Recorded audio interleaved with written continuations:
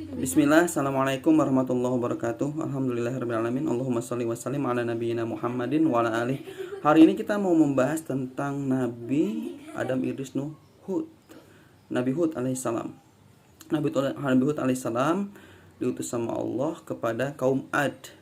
Nah, kaum Ad ini adalah kaum yang pertama kali menyembah berhala setelah pasca banjir besar zaman Nabi Nuh.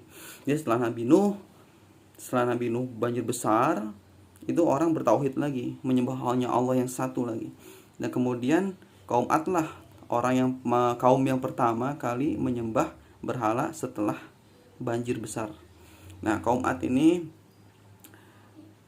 termasuk dalam wilayah Hijaz Arab, daerah Hijaz, Jazirah Arabia. Dan Nabi Hud adalah termasuk 4 nabi yang berasal dari bangsa Arab, ya, bangsa Arab. Seperti kita ketahui bahwa anaknya Nabi Nuh alaihissalam itu ada 3, ya, ada 3, Sam, Ham, dan Jafit. Yang keempat itu bernama Yam, atau kita mengenalnya dengan Kan'an, dan anak itu termasuk yang ditenggelamkan oleh Allah Subhanahu wa taala. Jadi sisa Nabi Nuh anaknya adalah Sam, Ham, dan Jafit. Nah, pasca banjir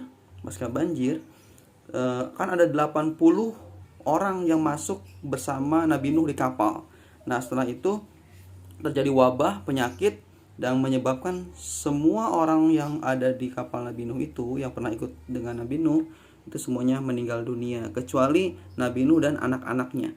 Makanya Nabi Nuh mendapat gelar Abul Bashar As-Sani, bapaknya manusia yang kedua, karena manusia sekarang ini adalah keturunan dari Nabi Nuh alaihissalam. Karena semua orang kecuali anak-anaknya Nabi Nuh beserta menantunya ialah yang hidup.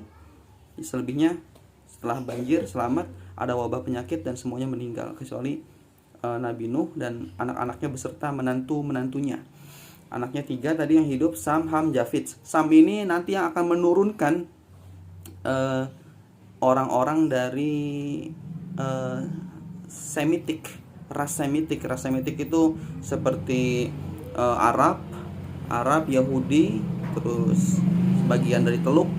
Nah, ciri-ciri mereka adalah kulitnya sawo matang dan berhidung mancung dan berbadan tinggi. Orang Arab seperti itu, ya, seperti itu, badannya tinggi, kulitnya sawo matang, dan hidungnya mancung. Nah, sedangkan Ham ini adalah yang akan menurunkan nanti orang-orang dari Afrika. Ciri-cirinya adalah berkulit hitam atau berkulitnya berwarna, rambut keriting, hidung nggak mancung. Ya, nggak mancung. Dan terkait dengan Ham, kenapa dia berkulit hitam? Ada ceritanya, ternyata di perahu Nabi Nuh selama 150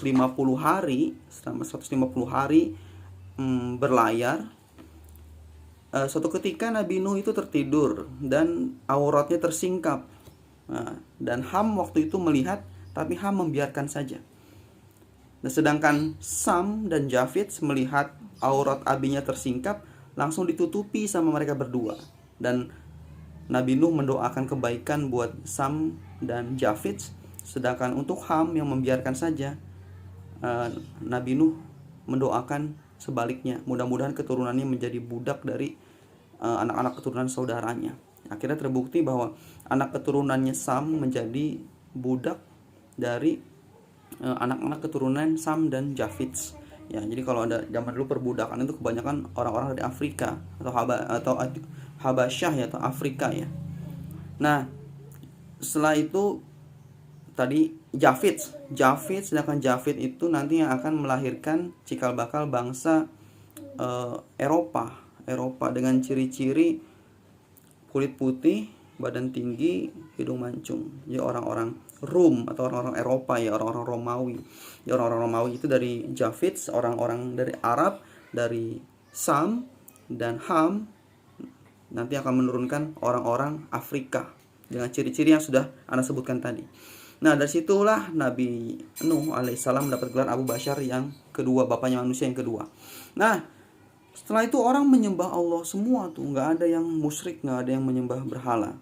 Nah, sampai kemudian muncullah kaum Ad.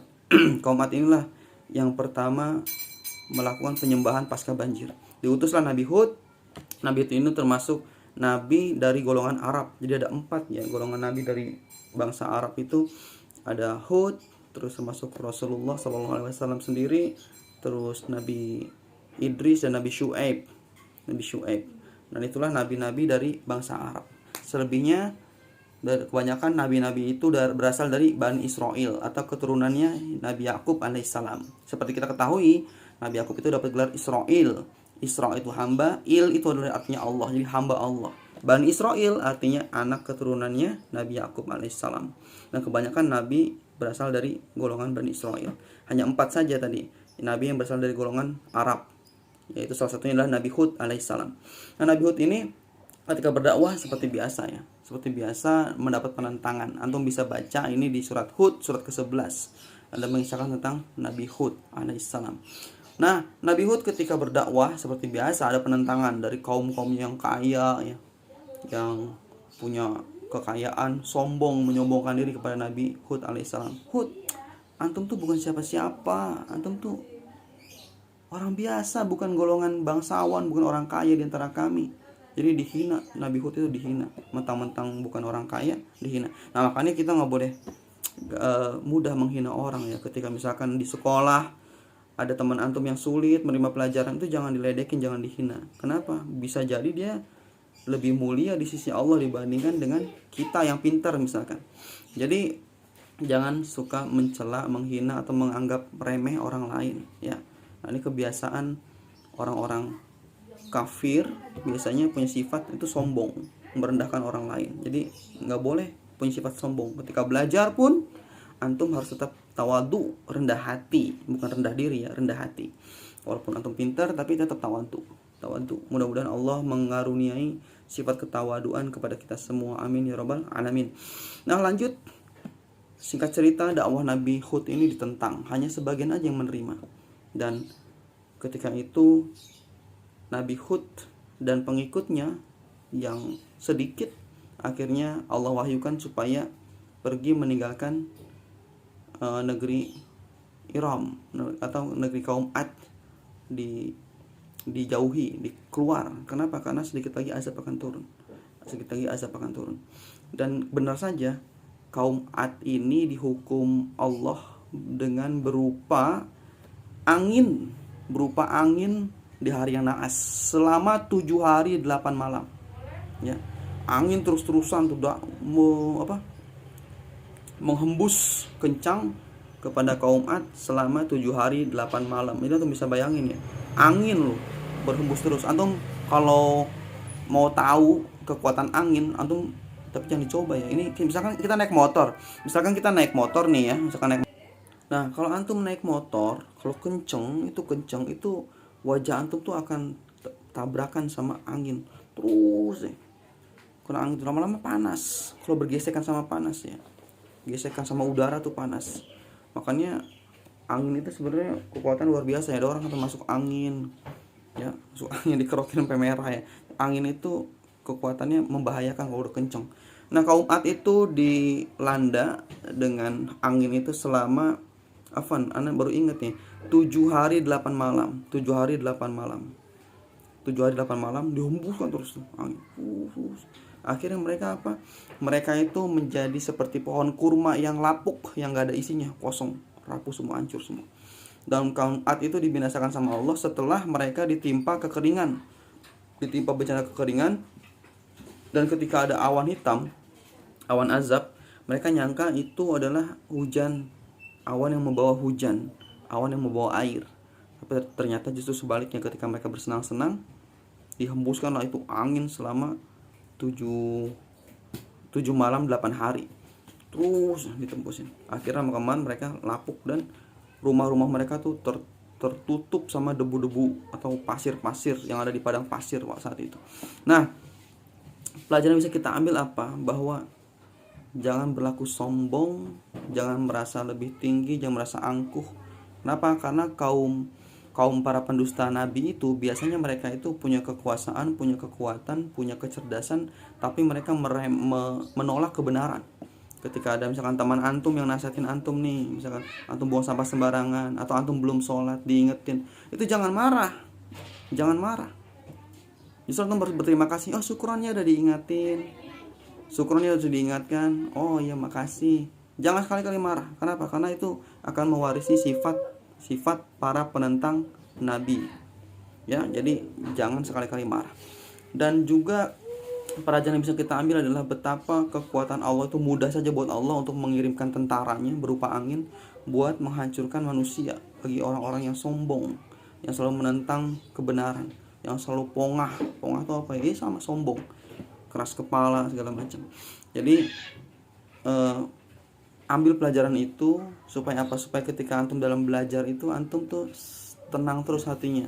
Ketika tambah hafalan, antum tawadu. Ketika nggak ngerti, antum berani bertanya. Dan sama guru juga dijaga adabnya. Guru itu alim ya, alim. Bahkan kalau alim itu, ulama itu warasatul anbiya, pewaris para nabi. Jadi sama guru, sama ustadz atau ustazahnya, kita harus jaga adabnya, sopan santunnya dijaga. Jangan sekali-kali buat guru antum marah atau sedih, ya. Nanti khawatir ilmunya nggak barokah. Ya, jadi itu pelajaran yang bisa diambil dari Nabi Hud, kaum Ad. Jadi mereka adalah penentang Nabi dan penyembah berhala pertama pasca banjir, dan mereka juga akhirnya harus menerima kenaasan berupa ditiup angin. Jadi mudah aja bagi Allah ya. Bagi Allah tuh punya tentara banyak. Misalkan angin, terus api, terus kutu, belalang, katak. Mereka Allah tuh punya tentara-tentara yang siap untuk menghancurkan manusia. Jadi jangan merasa aman.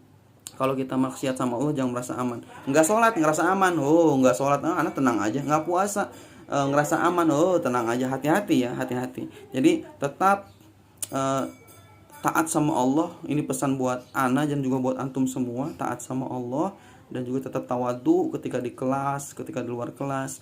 Dan juga jangan merendahkan manusia, karena bisa jadi mereka itu lebih baik dari kita ya. Mereka lebih baik dari kita. Boleh bercanda di kelas, tapi bercandanya itu ya diatur. Jangan ketika belajar antum bercanda, ketika guru nerangin bercanda, ketika belajar bercanda.